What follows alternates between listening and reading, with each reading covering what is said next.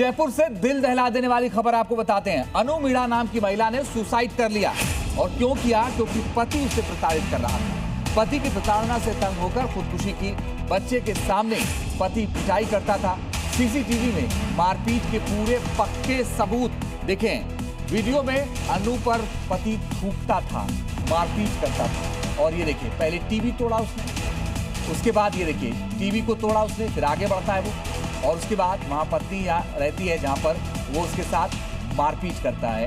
और ये एक एक तस्वीरें जो सामने आई हैं ये बताती हैं कि ये देखिए कितनी भयावह स्थिति है। और इन तस्वीरों में आप देखेंगे तो पत्नी के साथ मारपीट। पत्नी जो अनु मीणा है वो सर पकड़ के बैठ जाती है। वो कुछ कहना चाहती है, उसे मारपीट का शिकार होना पड़ता है। और इसी अनु ने आत्महत्या कर ली क्योंकि पति इस तरह से मारता पीटता था। वो उसके ऊपर थूकता था बच्चों के सामने, टीवी तोड़ देता था, इस तरीके से वायलेंस फैलाता था घर में। आप ये देखिए, ये तस्वीर लाल सर्कल के जरिए आप देखिए जो हम आपको दिखाने की कोशिश कर रहे हैं। ये देखिए थूक रहा है उस महिला यानी अनु मीणा के ऊपर थूकता हुआ नजर उसका पति आ रहा है। तो ये स्थिति है और ये जयपुर की कहानी है।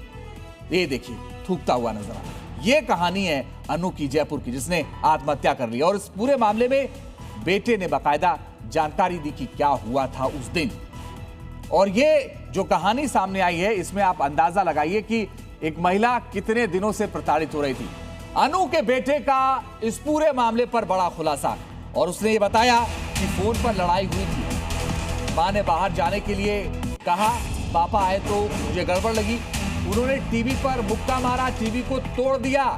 और उसके बाद की तस्वीरें भी सीसीटीवी में कैद हो गई।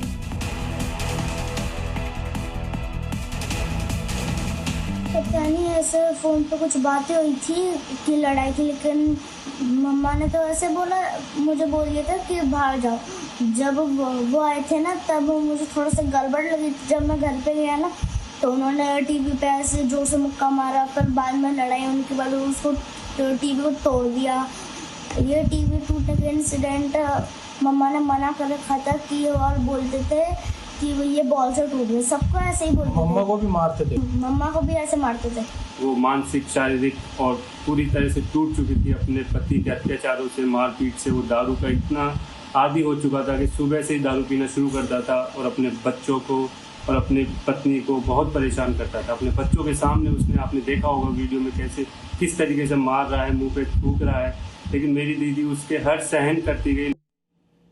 और अब 3 अलग अलग आपके सामने तस्वीरें, आप ये देखिए, अंदाजा लगाइए कि 3 मार्च को अनु के साथ मारपीट हुई, उसके ऊपर थूका गया, बेटे के सामने पीटा गया। और 3 मार्च के बाद जब ये जुर्म बढ़ता गया तो 7 अप्रैल को अनु ने खुदकुशी कर ली। और उसके बाद आप देखिए जो 23 मई है, 23 मई को ये सीसीटीवी सामने आ गया। और जब सामने आया तो इस केस की हकीकत पता चली।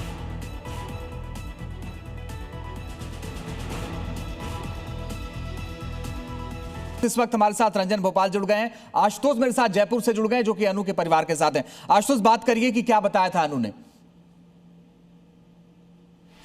देखिए, पूरा जो परिवार है और उनके जो आंसू हैं आप देख सकते हैं तस्वीरों में। सीधे तौर पे उनके हाथ में अभी भी उनकी बच्ची की जो तस्वीर है वो अभी भी है। उनके भाई, उनकी माँ और उनके पिता सभी हमारे साथ में। क्या आखिरी बातचीत हुई थी आपकी बहन के साथ में, और कितने गंभीर आरोप जो एफआईआर में है वो तो बेहद गंभीर आरोप? सर, बातचीत यही थी कि हमारी रेगुलर बातचीत होती रहती थी। दीदी कभी ऐसे खुल के बता नहीं पाई कि मैं इतनी परेशान थी। हाँ, लेकिन अब वीडियो देख के हमें ऐसा एहसास हो रहा है कि दीदी ने हमसे बहुत कुछ छुपाया है। उन्होंने कभी हमें खुल के बताया नहीं है, क्योंकि जिस हिसाब से वीडियो है तो मेरे को लग रहा है दीदी ने हमें सिर्फ 1% बात बताई है कि बस वो दारू पीता था, झगड़ा करता था, इतनी ही बात बताई गई। क्योंकि अब जब हमें उस इंसिडेंट्स का पता लगा 7 तारीख को, तो भी हमने यही सोचा कि शायद गुस्से में दीदी ने कुछ ऐसा कर लिया होगा, कि दोनों में आपस में कोई बात हुई होगी, गुस्से में कर लिया होगा। लेकिन हमें इतना दिक्कत थी दीदी को, ये सिर्फ हमें वीडियो को, जब माहिर ने बताया कि मामा एक बार वीडियो चेक करो, मम्मी के मोबाइल में वीडियो है, मम्मी सेव करती थी, तो हमने चेक किया। तब जाके हमें यकीन हुआ कि वो जानवर की तरह मेरी दीदी के साथ बिहेव कर रहा था। सर, माँ क्या कह रही हैं? माँ से जानने की कोशिश करते हैं। लगातार उनके जो आंसू हैं वो लगातार बह रहे हैं। पिता को आप देख सकते हैं हाथ में तस्वीर लिए, पिछले जब से घटनाक्रम हुए तब से ही वो लगातार इसी तरीके से उनके जो आंसू हैं बार बार आ रहे हैं, सामने आ रहे हैं। आप तो खुद पुलिस के अंदर हैं, अब आप किस तरह का न्याय चाहते हैं अपनी बेटी के लिए? न्याय यही है, पुलिस उसको जल्दी से अरेस्ट करे और उसको न्यायालय तक पहुँचाए, इसी से सज़ा मिले, और यही चाहता हूँ। कभी शिकायत करी आपकी बेटी ने कि मैं परेशान हूँ, मारपीट होती थी? नॉर्मल करती थी, इतना कोई सीरियस मैं नहीं लिया। मुझको बात नहीं चलता है, पति पत्नी में इतना मनमुटाव, कभी तकरार क्या चलता रहता है। मुझको परिवार को तोड़ना, घर बिखेरना तो अच्छी बात नहीं है। तो इसी वजह से बच्ची को फिर खुल के कुछ बताया ही नहीं, तो मैंने इस पर कोई सीरियस कदम उठाया नहीं। अब बच्ची ज़्यादा ही गिर गई, ज़्यादा ही प्रताड़ित करने लगा है, ज़्यादा उसको मरने पर ही मजबूर कर दिया। जब कुछ तो भी मैं दाह संस्कार नॉर्मली, मेडिकल बोर्ड नहीं बैठाया, नॉर्मली पोस्टमार्टम करा के डेड बॉडी को सुपुर्द कर दिया। माँ भी हमारे साथ में मौजूद है, उनके आंसू रुक नहीं रहे हैं। उनकी इकलौती बेटी जिसको राजकुमारी की तरह पाला, और अभी आप किस तरह का न्याय आप चाहती हैं इस पूरे मामले में? मैं तो यही न्याय चाहती हूँ कि उनकी उम्र कैद दो और फांसी का फंदा दो, बस यही चाहती हूँ मैं तो। उसकी बड़ी से बड़ी सजा दो, जब मेरे शांति बैठेगी। अगर आपके भी बहन है तो मेरी सुनेंगे कि हाँ भाई सुने, मेरे आपकी बहन का दर्द हुआ होगा ना, जैसे आज मेरी बेटी का दर्द होगा आपके। मेरी बेटी के साथ बहुत अन्याय हुआ था, मेरे को ये नहीं पता था कि बेटी इस दुनिया से चली जाएगी। लड़ाई झगड़ा सबके होते हैं, पर ये बेटी ने मेरी ने कसाई था, वो कसाई है ना, मेरी बेटी को बस पहुंचा ही दिया उसने। तो ये भी नहीं सोचे इसके छोटे छोटे बच्चे हैं, ये क्या करेंगे वो। और हमें बच्चों को भी आज तक नहीं देखा कि भाई माँ मर गई, उनको बच्चों को तो देखें, कभी बच्चों की तरफ तो देखता ही नहीं था। जा इसको उस तेरी मारांड के पास छोड़ा है, ऐसे मारांड कह के बोलता था, तो भी उसको बेटी को गुस्सा आता था। जब मैं बोलती थी अन्नू कोई बात ना खेले, तो तुम तो खुश हो ना? अरे मम्मी क्या खुश हैं, जिंदगी पार कर रहे हैं, क्या खुश हैं। फिर भी मैं बोलती थी कि अन्नू तू छोड़ के आ जा रहे। मम्मी छोड़ दूंगी तो समाज के पापा भी बोल देंगे समाज में होगा ऐसा होगा ऐसा होगा, तो फिर वो छोड़ के गुस्सा खा के आ जाती। अब नहीं जाऊंगी मम्मी, रोज रोज का काम है। आपको अफसोस है किसी बात का? आप दोनों को माँ बाप हैं, आप दोनों को किसी बात का अफसोस है कि काश हमने पहले इसको सोच लिया? मेरे बहुत पछताना है कि मैं सुबह 8 बजे फोन करी ना, जब मैं सोच रही कि फोन की जगह मैं मेरी बेटी के घर चली जाती तो आज ये दिन नहीं देखती। मैंने फोन करा था, वो मेरा फोन उठाई ही नहीं। मैं 8 बजे फोन करी सुबह, मेरा फोन उठाया नहीं। मैंने सोचा कोई नारी होगी या फिर गौतम जी ड्यूटी जा रहे होंगे तो नहीं उठाई होगी। मेरे को तो 11 बजे पता चला, मम्मी नीरज ने फोन करा, मम्मी जल्दी पहुंचो दीदी के घर। मम्मी मैं सोची लड़ाई झगड़ा हो गया। अगर रास्ते में बहू ने फोन करा, गौतम जी अगर दीदी के कुछ हो गया तो आपको नहीं बख्शूंगी। अरे मैं तो गांव गया था, गांव से आ रहा हूँ। और मैं वहां जाके देखी तो गौतम जी उस बेटी के लग रहा था ऐसे फूंक देने के लिए, मुंह के मायना हवा देने के लिए। फिर उसके बाद में बता रहा है कि मेरे को वीडियो कॉल करी थी, मैं ऐसे बोला करके दिखा, और वो करके दिखा। वीडियो कॉल भी किया था, क्योंकि आप पुलिस में हैं, आप उसको समझेंगे। सुसाइड जब वो कर रही थी तो एक वीडियो कॉल किया था, उसी को गौतम जी को कर रही थी वीडियो कॉल। अब जब वो उसने क्या टॉकिंग ऐसी कैसी क्या कहा क्या न कहा, जिससे वो सुसाइड ही करी कि उसने कोई प्लानिंग से पहले कर गया चल गया। मुझे तो डाउट है इस चीज़ को। ये भी हो सकता है कि क्लियर बच्ची कर नहीं सकती, वो खुद भी लटका के जा सकता है। देखिए अब माँ बाप से बातचीत हुई है, जो भाई हैं उनसे बातचीत हुई है।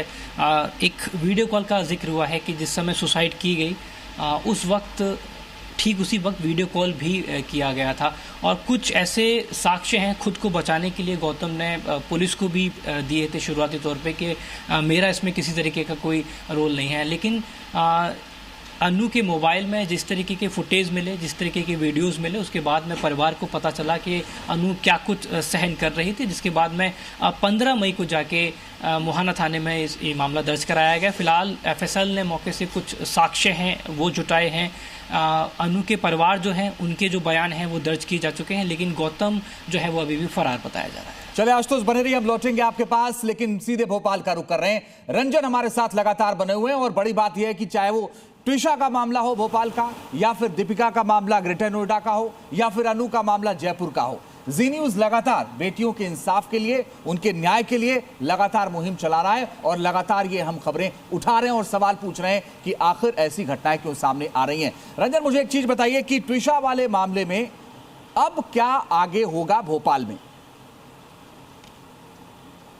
जी बिल्कुल, देखिए क्योंकि ट्विशा शर्मा की जो है जिस तरीके से हमने देखा कल अंतिम संस्कार किया गया, उसके बाद से आज उनके परिजन जो है वो विश्राम घाट पहुंचे थे, जहां पर उन्होंने अस्थियों को जो है एकत्रित कर लिया है, जिसके बाद अब वो उसको लेकर के ऋषिकेश के लिए रवाना होंगे। ऋषिकेश में ही जो है अस्थियों का विसर्जन किया जाएगा।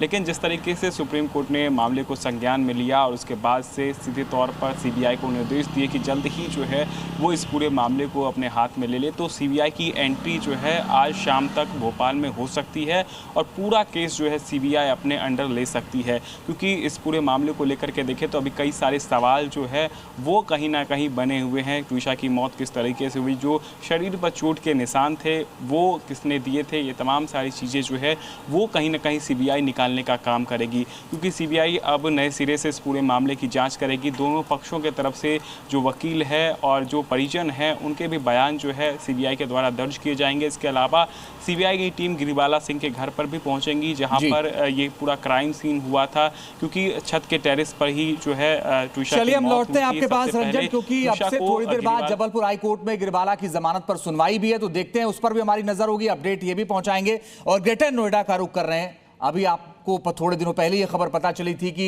दीपिका के साथ भी ऐसी घटना हुई थी और दहेज के लिए मारने की बात सामने आई थी। उनके फादर हितेश नागर साहब हमारे साथ इस वक्त जुड़ गए हैं। हितेश जी, अब तक क्या कार्रवाई हुई है इस पूरे मामले में? आपको लग रहा है कि न्याय मिल रहा है?